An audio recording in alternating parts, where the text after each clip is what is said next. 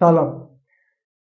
چرا سایت من توی گوگل ایندکس نمیشه و چه راهها و چه روشهایی داره که بتونیم سایتمون رو از این مشکل در بیاریم و مشکلاتش رو رفع بکنیم.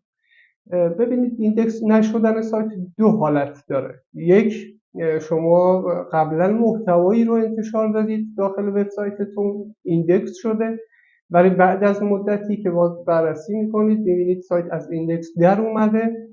خب مثلا وقتی از ایندکس در بیاد، خب هیچ رتبه‌ای هم نداره. و یا اینکه سایت شما محتوایی رو پابلیش کرده و بعد از اون حالا میاد از قسمت URL اینسپکشن گوگل سایت رو کرال میکنید، میخواید ایندکسش بکنید. اونجا گوگل به شما میگه خب بله ایندکس شد، سایت بررسی شد. ولی وقتی که بعد از یک روز دو روز وقت دوباره چک کنید می‌بینید به هیچ عنوان سایت ایندکس نشده. یعنی گوگل فقط میاد بررسی میکنه URL رو و به شما میگه که بله URL بررسی شد و بعد از اون میبینید که ایندکس نشده. ببینید، خیلی باید احتیاط بکنید توی محتوای سایتتون، توی سئو تکنیکالتون، توی سئو داخلیتون. این عوامل مثل قبل نیست که شما به راحتی بتونید یک محتوایی رو پابلیش بکنید و بعد از اون بلافاصله سایت بیاد رتبه بگیره. حالا اگر گوگل بدونه که مثلا این محتوای اون صفحه اینفرشن خوبی مثلا نمیگیره یا حتی نرخ کلیک خوبی نداره و بعد بیاد حذفتون بکنه. نه، این گونه نیست. الان ماها هستش که گوگل این معیارهایی رو که داره، خب اینها رو همه رو مد نظر میگیره و یک سایت رو از همین اولی که میخواد ایندکس بشه خب ایندکس نمیکنه و خب میگه که این سایت از نظر ما صفحه‌ای نیست، صفحه بهینه‌ای نیستش که ما میخوایم رو ایندکس بکنیم. خب چه راههایی داره و چه مشکلاتی داره سایت که به این شکل در میاد؟ همونطور که بهتون گفتم دو تا موضوع هست. یکی که محتوایی انتشار دادید و بعد از مدتی دیگه اون محتوا حذف میشه و از ایندکس در میاد. اینها چندین حالت داره. یک، محتوایی که بیکیفیت هست، یعنی محتوایی که بعد از مدتی گوگل به شما فرصت داده، به شما توی صفر رتبه داده، خب نرخ کلیک خوبی نگرفته یا بالانس ریت بالایی داره، یعنی کاربر میاد خب محتوا رو میبینه، صفحه رو بررسی میکنه و بعد از اون که میبینه محتوا براش اون چیزی که میخواست نبود، خب صفحه رو ترک میکنه و این نرخ پرش بعد از مدتی باعث میشه که شما رتبه بندیتون رو از دست بدید و بعد از مدتی گوگل اون صفحه رو کلا از ایندکس در بیاره. حالا خیلی ها متاسفانه هستن که میگن ما خیلی محتوای خوبی تولید کردیم، ما خیلی محتوای خوبی گذاشتیم. ببینید، از نظر ما انسان ها، ما کارهایی را که انجام میدیم شاید از دیدگاه خودمون خوب باشه، یعنی یک تلاشی کردیم، تا یک جایی یک تخصصی کسب کردیم و بعد از اون محتوا یا کاری که حتی انجام میدیم در هر سطحی برای ما از نظر خودمون کیفیت خوبی داشته باشه. ولی شما باید بتونید و باید بدونید که به این شکل نیست و قبل از اینکه هر محتوایی رو پابلیش بکنید حتما مواردی که میگم رو مد نظر داشته باشید. پس شد یک محتوایی که خوب نیست. محتوایی که خوب نیست میتونه محتوای کمی باشه. البته اینم بگم دلیل نیست که محتوا حتما با 4 تا 5 یا 10,000 کلمه باشه تا گوگل اون ایندکس بکنه. ما محتوای مختلفی داریم. یک محتوا داریم محتوای بلاگ هست، یک محتوا داریم محتوای پروداکت هست یا مال فروشگاه هست، یک محتوا داریم محتوای خبری هست. اینها با هم متفاوت هستن. پس برای هر کدوم یک معیار مختلف و یک معیار جداگانه‌ای داریم. وقتی که یک محتوای بلاگ میتونه باشه، محتوای بلاگ رو اکثر موقع گوگل ایندکس میکنه و اینها رو میاره حتی توی سرچ. ممکنه بعد از مدتی نرخ پرش بالایی داشته باشه اون صفحه و خب این از ایندکس در میاد. ولی محتوایی که مثلا توی حوزه خدمات هست، این محتوا زمانی که شما اینو پابلیش میکنید ممکنه گوگل از همون اول ایندکسش نکنه، چون وقتی که یک صفحه رو، یک صفحه سرویسز رو یا خدمات رو میخواید پابلش بکنید و انتشار بدید، باید خیلی عوامل رو رعایت بکنید. یعنی آیا اون صفحه FAQ داره، اون صفحه سوشیال شیر داره، محتوایی که داره، تگ هایی که هدینگ هایی که استفاده کردید آیا اونها به نحو احسن استفاده شده یا نه. و حتی برمیگرده حتی به یو آی، که شما یو آی خوبی تو اون صفحه داشته باشید، آیا از عوامل دیگه‌ای که میتونه برای کاربر مفید باشه استفاده کردید یا خیر. یعنی به قدر زیاده من بخوام تک تک توضیح بدم وقتتون فکر کنم بگیرم.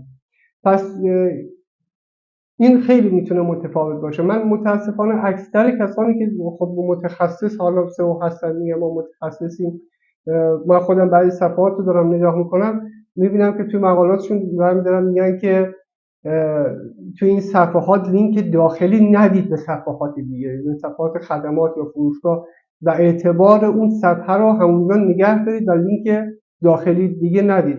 این خیلی کار اشتباهیه. یکی از عواملی که صفحتون میتونه ایندکس نشه 100% همین عامل هست. یعنی شما هیچ لینک داخلی مفیدی ندارید و گوگل میاد اون محتواشو میخواد 10,000 کلمه باشه، میخواد 1000 کلمه باشه. وقتی که میبینه خب محتوایی نیستش که برای کاربر مفید باشه، اون صفحه رو ایندکس نمیکنه. خب یک سری عوامل رو شما میگید آقا ما رعایت کردیم، اومدیم محتوا رو درست کردیم، یو آی رو خوب کردیم، FAQ گذاشتیم و خیلی عوامل رو حالا رعایت شده، ولی باز هم ایندکس نمیشه. ببینید دو تا عامل داره. یک، شما یک بودجه خزش دارید.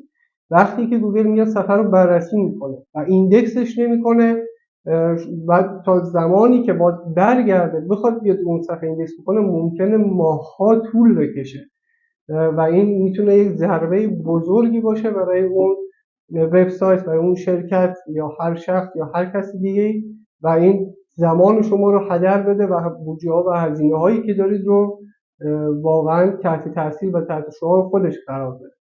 پس عامل دیگه میتونه لینک های داخلی وقتی که داره استفاده میشه از یک آنکر تکست استفاده نکنید. یعنی لینک های داخلی رو فقط نیاید بر اساس آنکر تکست ها بیاید لینک سازی بکنید. خیلی من از سایت هایی که دیدم که مراجعه میکنن مشکلات دارن و میبینن که لینک های داخلیشون همشون با پلاگین های اینترنال لینک هستش و روی یک کلمه فوکوس میکنن و گوگل به هیچ عنوان اون سایت رو سایت با کیفیت نمیدونه و بعد از مدتی میاد ایندکس اون صفحه رو وقتی کلیک نکنه روی لینک هاتون باز میاد سایت رو از ایندکس برمیداره. یک عامل مهم دیگه خب سرعت سایتتون هست. سرعت سایت اگر به درستی معیارهای که گوگل داره ارائه میده مثل کلبه وایتال اگر رعایت نکردید حتما برید چک بکنید. اگر ببینید تمام URL هاتون روی پول قرار داره بلافاصله اینها رو با یک متخصص تماس بگیرید و بلافاصله این مشکل رو حل بکنید. سئو تکنیکالتون، سئو فنی سایتتون یک عامل خیلی مهم هستش که میتونه توی رتبه بندیتون واقعا تاثیرگذار باشه. یکی از عوامل دیگه خود سرعت سرور یا سرعت هاستتون یا کیفیت هاستتون هست. ببینید یک مثال خیلی روشن و واضح بهتون میزنم. من از سرورها و هاستینگ های مختلفی تو این سال‌ها دارم استفاده میکنم. سایت های مختلفی رو که آنالیز میکنیم برای سئو خب داریم میبینیم که بعضی سایت ها مثلا چه مشکلاتی دارن و وقتی که بررسی میکنیم، آنالیز میکنیم، دیتایی که داریم میگیریم میبینیم ارائه دهندگان سرویس هایی که هاستینگی که دارن خدمات رو ارائه میکنن خودشون حتی مشکل دارن. من نمونه اصلا بهتون میگم. شما مثلا میگم سایت نت افرازه، خب سایت خب ارائه دهنده هاستینگ خوبی هست، به موقع پاسخگویه، حالا عواملش رو کار ندارم، ولی شما این سایت رو وقتی توی وب دیو چک میکنید میبینید که از نظر کلبه وایتال خود این سایت مشکل داره.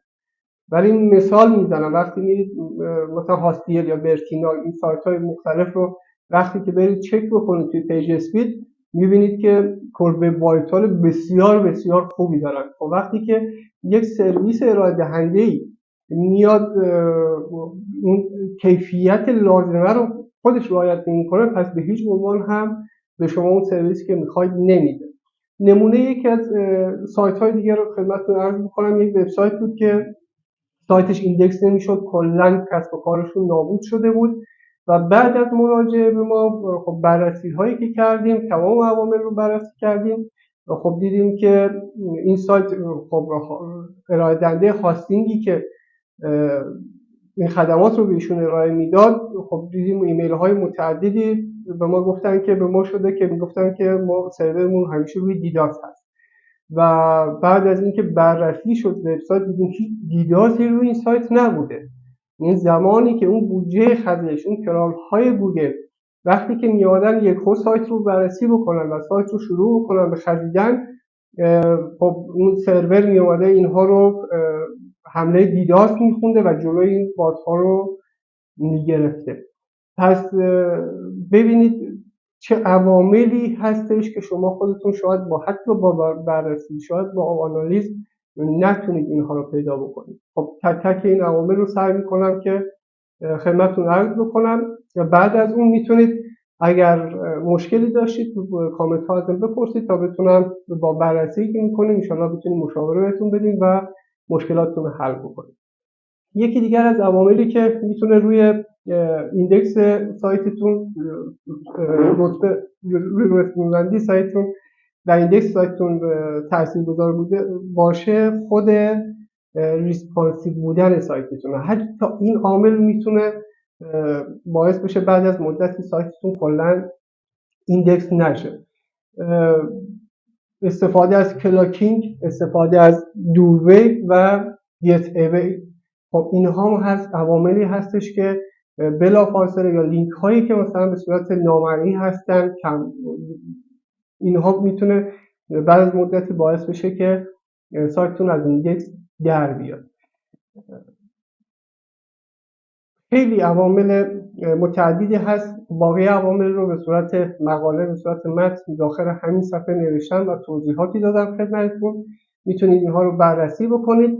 ولی باز هم اگر مشکلتون حل نشد میتونید تماس بگیرید و بلافاصله انشالله مشکلات سایتتون رفع بشه. یکی از وبسایت هایی که سایت خبری که بعد از مدتی تقریبا آمارش شاید بگم بهتون 7 تا 8 دهم حالا درصد یا دهم بگیم بهتره که بعد از بررسی نگاه کردیم آمارش کلا خوابیده بود، سایت ایندکس نمیشد، تمام صفحاتش از ایندکس در اومده بود. خب بعد از اینکه بررسی شد سایت نگاه کردیم که فقط نقشه سایتش مشکل داشت. یعنی گوگل وقتی نقشه سایتش رو بررسی میکرد خب نقشه سایت مشکل داشت و سایت رو از ایندکس در می آورد و این سایت با اون آماری که بالایی که داشت دچار همچین مشکلی شده بود. باز هم تکرار میکنم هر مشکلی دیگه بود میتونید در بخش کامنت ها بپرسید و یا اینکه تماس بگیرید و مشاوره دریافت کنید و این مشکل رو حتما رفع کنید. موفق